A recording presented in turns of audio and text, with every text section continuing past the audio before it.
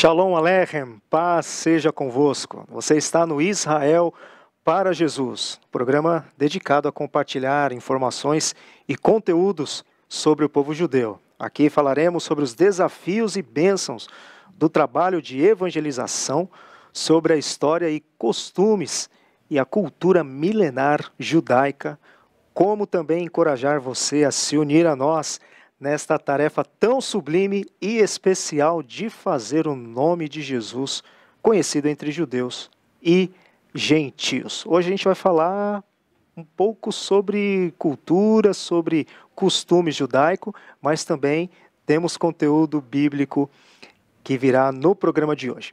Você sabia que nós temos um livro na Bíblia que não menciona uma vez sequer a palavra Deus? Pois é.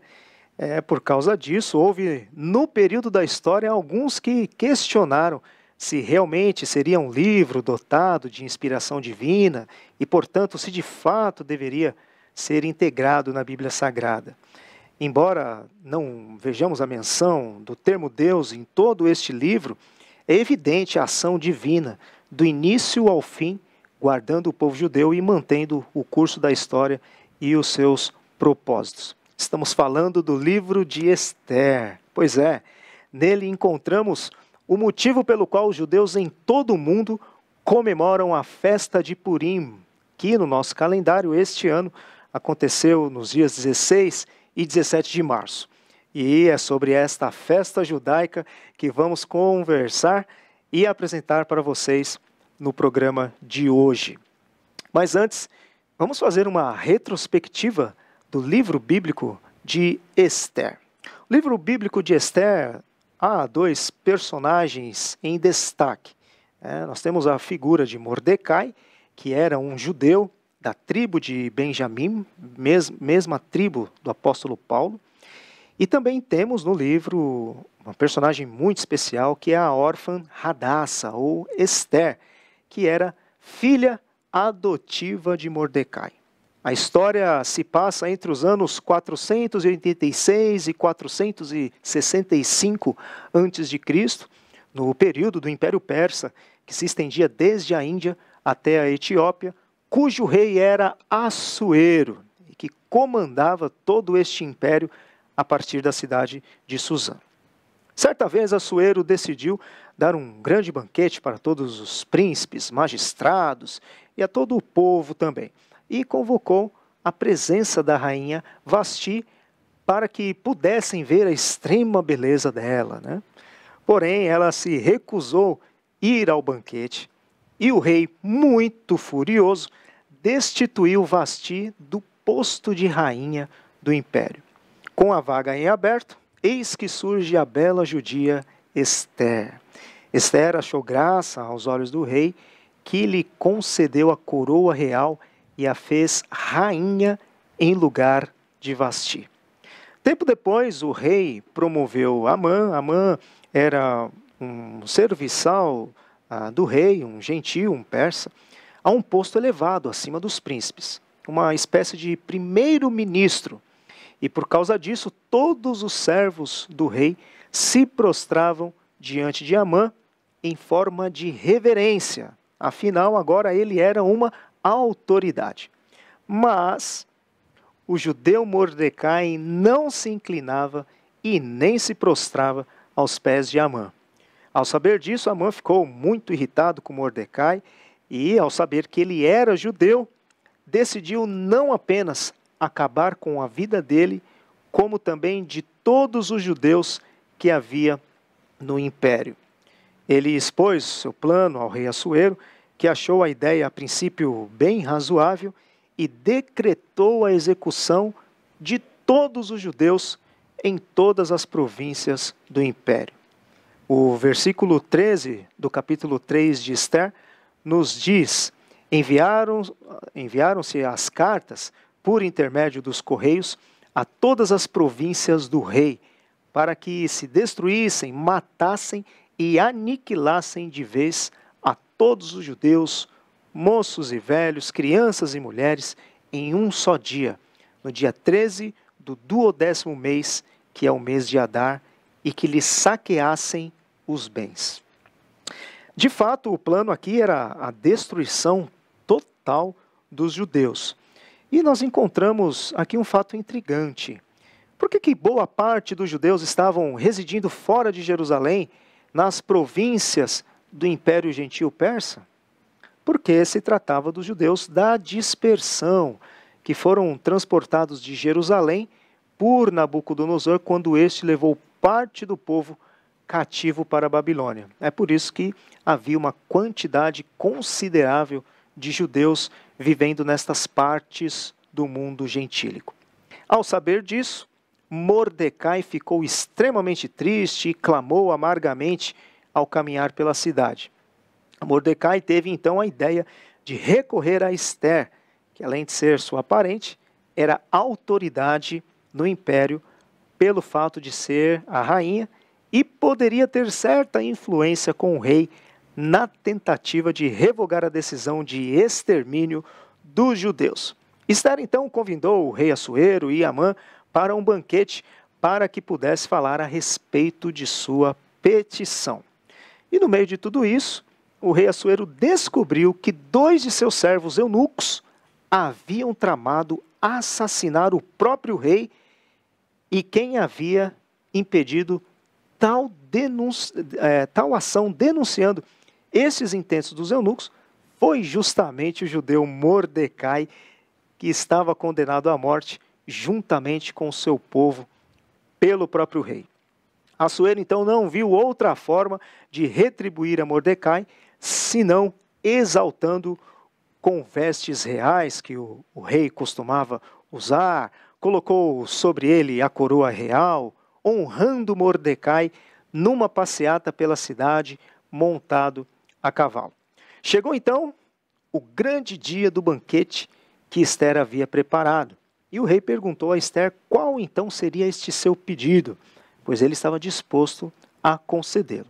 A judia Ester contou toda a trama contra o seu povo e os intentos de destruição, de morte e de aniquilação, e pediu que o rei os livrassem da morte.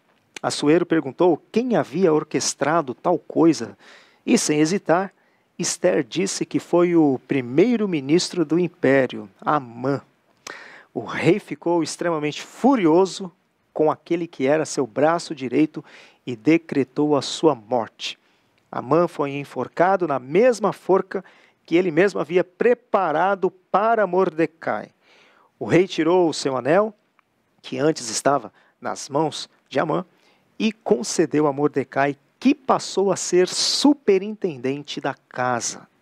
E ainda, Assuero decretou por meio de cartas a todo o seu império que os judeus tinham total liberdade de se defenderem contra os ataques das forças armadas do seu próprio império em qualquer parte de suas províncias. Chegado o dia então em que os judeus seriam atacados, eles se voltaram aos seus inimigos e os derrotaram bravamente.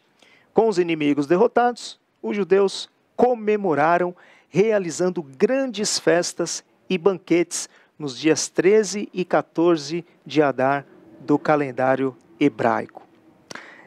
Este então é o relato bíblico que deu origem à festa de Purim, celebrada todos os anos pela comunidade judaica em Israel e em todas as partes do mundo até os dias de hoje. E para nos contar um pouco de como os judeus celebram esta festa, está conosco a Regina Shetman. Bem-vinda mais uma vez ao programa, Regina. Obrigada, é um prazer, pastor. A Regina, para quem não conhece, é a nossa missionária no Instituto Tzadik. Ela trabalha conosco, faz parte do nosso time e, por ser judia, tem propriedade para falar sobre esta festa celebrada pelos judeus. Se você é a primeira vez que você está vendo a Regina, nós temos outros programas gravados com ela aqui. Regina dando o seu excelente testemunho de conversão a Jesus. Também já esteve conosco aqui falando sobre a festa de Hanukkah, também uma festa celebrada pelos judeus. Teve também abordando o assunto por que os judeus não reconhecem Jesus como Messias. Então nós temos outros programas gravado aqui com a Regina que você pode acompanhar. Antes de passar a bola para você, Regina, eu queria ler alguns versículos aqui do livro de Esther, onde Mordecai instituiu esta celebração, onde nós temos o início da festa de Purim. E é bom lembrar, né, que Purim ela não é uma festa ordenada diretamente por Deus ao povo de Israel, como por exemplo é a festa da Páscoa, a festa dos tabernáculos, festa de Pentecoste, entre outras que estão listadas lá e bem discriminadas em Levítico capítulo 23. Levítico capítulo 23 é o capítulo e o livro onde tem todas as festas instituídas por Deus para o povo de Israel. Purim não está lá, né, porque não foi uma festa diretamente ordenada por Deus para o povo de Israel. E essas festas de Levítico 23, elas eram santas convocações, festas solenes que o povo de Israel deveria celebrar diante do Senhor. Mas Purim está instituída aqui no próprio livro de Esther. E eu gostaria de ler, antes da Regina falar para a gente aqui como os judeus celebram, eu gostaria de ler aqui a partir do versículo 20 do capítulo 9, alguns versículos aqui para introduzir a Regina aqui na parte do programa, falando mais da questão dos costumes e da parte cultural.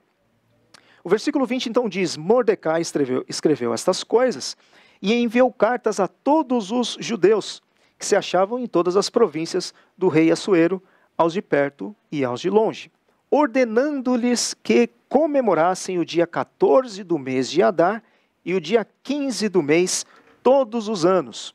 Versículo 26. Por isso, aqueles dias chamam Purim, do nome Pur. Daí, por causa de todas as palavras daquela carta e do que testemunharam e do que lhe havia sucedido. Determinaram os judeus e tomaram sobre si, sobre a sua descendência e sobre todos os que se chegassem a eles, que não se deixaria de comemorar estes 2 dias, segundo o que se escrevera deles e segundo o seu tempo marcado, todos os anos. Versículo 28. E que estes dias seriam lembrados e comemorados geração após geração por todas as famílias, em todas as províncias e em todas as cidades, e que esses dias de Purim jamais caducariam entre os judeus e que a memória deles jamais se extinguiria entre os seus descendentes. E de fato, Regina, é uma festa que é comemorada de geração em geração, as famílias judias em todo o mundo seguiram aqui as ordens, né, que Mordecai estabeleceu aqui, que nós lemos aqui no livro. Os judeus então comemoram todos os anos a festa de Purim. Conte um pouco para a gente como que é esta festa, a sua celebração. Oi, pastor, é um prazer estar aqui, uma honra estar aqui novamente. Então, os judeus, eles têm até hoje comemorado a festa de Purim. Eles têm a tradição de fazer o jejum de Esther, que é um jejum que dura o dia inteiro, desde a hora que eles acordam até o momento da noite. E é um jejum só na água. E eles vão às sinagogas para ouvir a Megilá de Esther, que é a tradução literal de Megilá, é rolo. Então, o rolo de Esther, aquilo que está escrito no livro de Esther.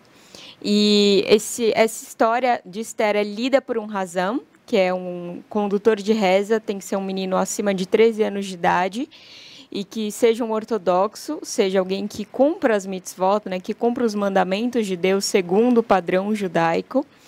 E aí, então, enquanto é lida a Megilá de Esther, a gente tem a tradição de ter um razão, que é um Hasham, que é como se fosse aquele reco-reco, que aí a gente faz muito barulho toda vez que é dito o nome de Ramã, né? Que é um costume que eles dizem, os rabinos ensinam, que é como se fosse tentando aniquilar a herança de ódio que os amalequitas deixaram contra os judeus. Então, toda vez que é dito o nome de Ramã, a gente gira esse reco-reco, faz barulho, tem várias faz uma festa, sinagoga, para impedir abafar o nome de Amã. Exatamente. Tem vaias, batem os pés, as crianças gostam muito de tudo isso, ao mesmo tempo que elas aprendem a história de Esther e do povo judeu. Perfeito.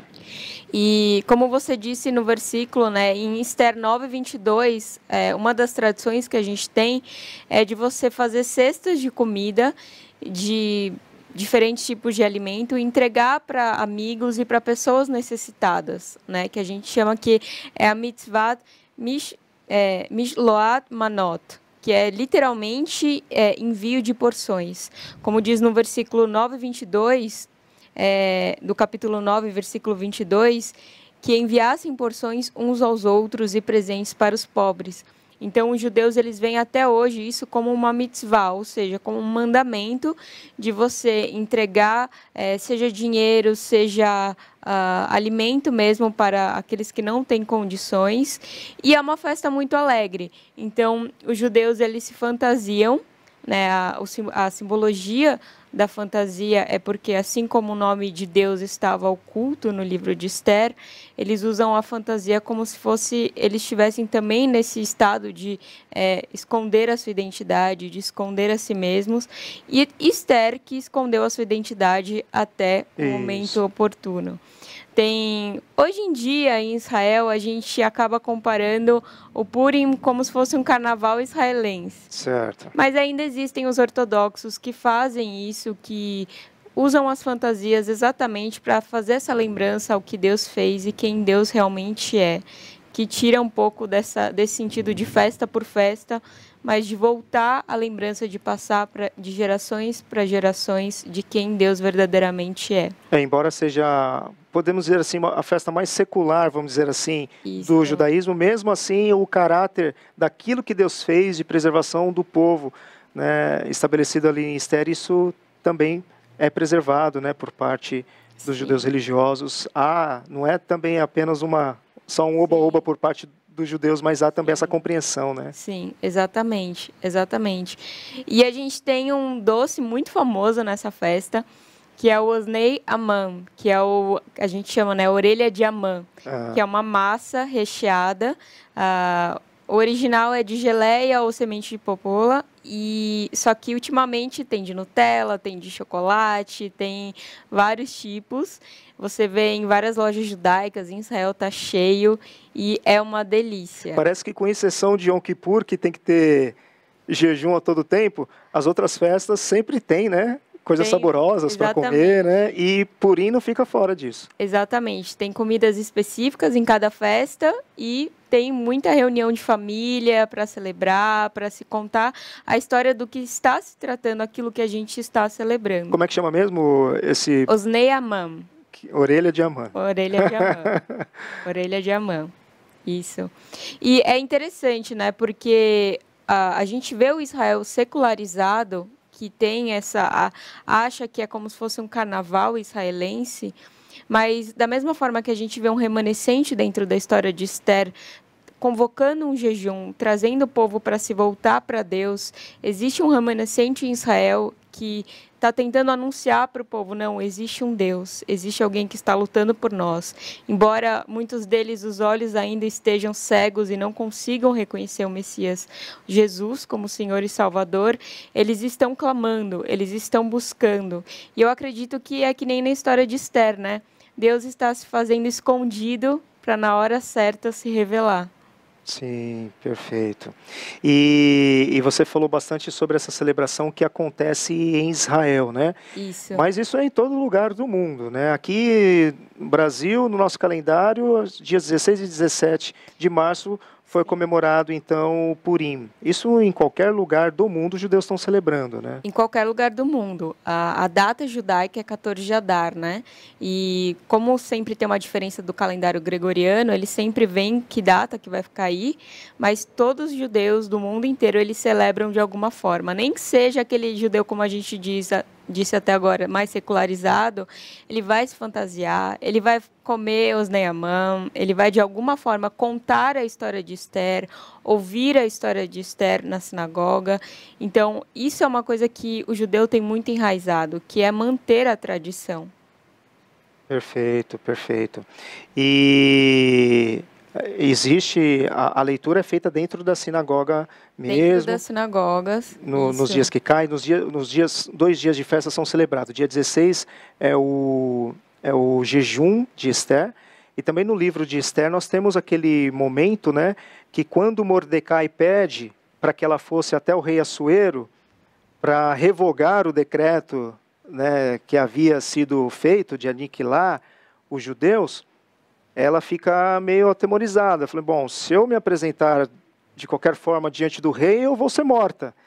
E Mordecai fala assim, bom, mas na verdade, todos os judeus estão decretados à morte, não é por você ser rainha que talvez você vá escapar. Então, morte por morte, você também já está com o pescoço na forca. E aí, então, Esther pede para que os judeus, né, intercedessem por ela, ou melhor, jejuasse, né, para que ela pudesse alcançar o favor do rei e pudesse chegar à sua presença sem morrer e pudesse então fazer a sua petição. Então nós temos de fato também, né, como uma recordação a esses fatos também, tem esse jejum que é feito, né, e no dia seguinte, então celebrada a festa de Purim. Eu já comi já a orelha de Amã. Nós tivemos dentro de um curso, né, de uma instituição judaica, estudando cultura judaica. Estamos, obviamente, no ambiente todo ali judaico, e várias festas foram ensinadas para nós, só que em São Paulo mesmo. E uma das festas foi Purim. E nesse dia a sala estava toda enfeitada, né, tinha bandeirolas, né, tinha até umas fantasias ali. E quando a professora falava lá, a gente chacoalhava as coisas lá e depois a gente comia lá os docinhos, que são uma delícia. A culinária judaica é muito boa. Regina, nós temos também aí um musical, né, que conta a história de Hadassah, de Esther, né, e que dentro do elenco você tem a amiga sua, né, diretora também, conhecida sua, que faz parte. Conta um pouco para a gente do que se trata, se dá ainda para o pessoal assistir, ver qual que é a ligação que tem sobre Purim, sobre antissemitismo. Conta um pouquinho desse musical, quem é que promove? Você já assistiu lá algumas vezes, eu sei que você já esteve presente lá. O musical chama Hadassah, né, que se trata sobre a história de Esther, mas é incrível a forma como eles roteirizaram a história de Esther entrelaçada com a história do Holocausto, né? Então eles mostram uma menina que ela teve esquizofrenia, e aí no meio da invasão nazista o foco dela era a leitura, e ela amava a história de Esther. Então, no meio do medo, no meio desse caos, ela começa a ler a história de Esther e lembrar a história de Esther. E em meio à invasão nazista, aparece a Esther cantando, né, e mostrando a coragem que o povo judeu teve em meio às perseguições, em meio às tentativas de se aniquilar o povo judeu. E é uma história muito bonita, muito incrível. Esse espetáculo ele estava antes da pandemia vir, e aí eles tiveram que dar um tempo, e agora eles vão voltar com esse espetáculo, agora em São Paulo. Quem que promove? É a Companhia Nissi de Teatro, de Artes. E é um espetáculo assim incrível, que tanto judeus quanto não judeus se emocionam muito, e tem cenas assim super fortes, tanto o roteiro, quanto as músicas, quanto o cenário. Foi tudo feito assim, acho que de forma minuciosa e perfeita, e trazendo de volta também a cultura judaica, né? Como que é essa sensação que o povo judeu teve diante de todas essas perseguições, e a coragem que o povo judeu teve diante de tudo isso.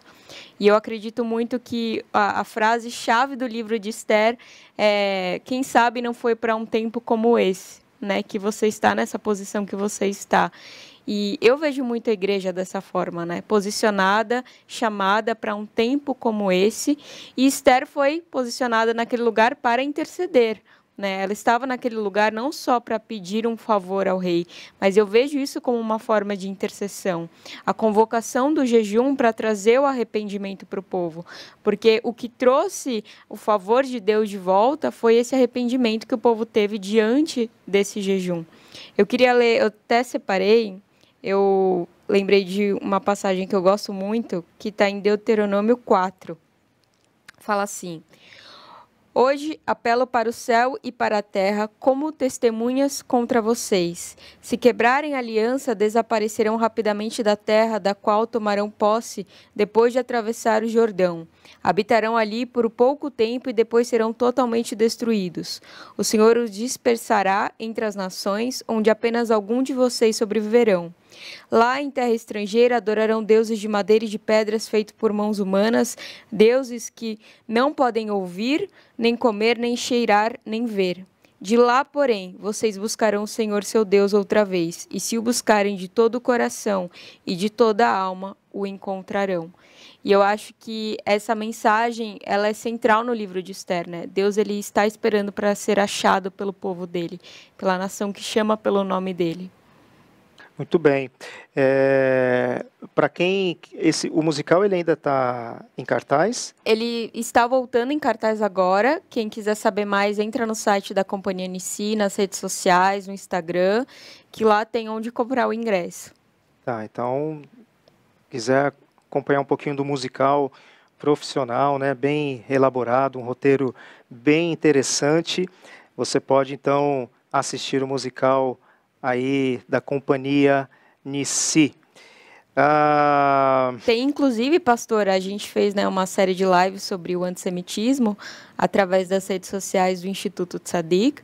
Quem quiser saber mais é só acessar o Instagram do Instituto Tzadik, lá você vai poder ter acesso a todas as lives. E a live final foi com a Marcena, que interpreta a Rainha Esther, e o tema da live foi Toda Morte Vencida Gera Vida, que foi exatamente o tema central do espetáculo, e acredito que o tema central de Esther, né, como um todo. Sim, sim, temos lá, realmente bem lembrado, né, no mês passado, né? Isso. A Regina fez uma série de lives tratando sobre esse assunto. E aqui no livro de Esther, nós vemos que já um dos primeiros atos aí de antissemitismo, nós já encontramos nas páginas da Bíblia, né, pessoas, impérios, querendo aniquilar, derrotar os judeus, né? E esse assunto foi amplamente abordado. Regina entrevistou o pastor Alexandre, pastor Eginaldo, o Igor também esteve conosco, e a Marcena, como ela falou, esteve fechando e está lá gravado, né? As lives, elas foram feitas ao vivo, mas ficaram gravadas no Instagram do Instituto Tzadik. Do Instituto Tzadik, que você pode conferir lá, tem um conteúdo muito interessante, né?